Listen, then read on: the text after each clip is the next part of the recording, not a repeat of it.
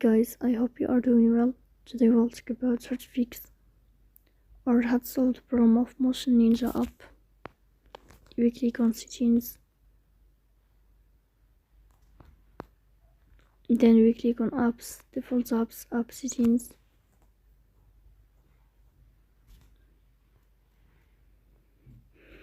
Here you will search about Motion Ninja app.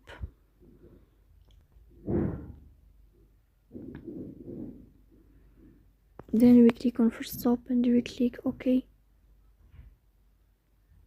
Here you will enter to storage. Then we click on clear cache.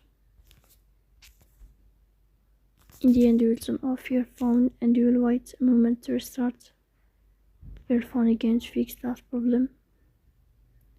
So please don't forget to press the bell icon and subscribe. See you next time.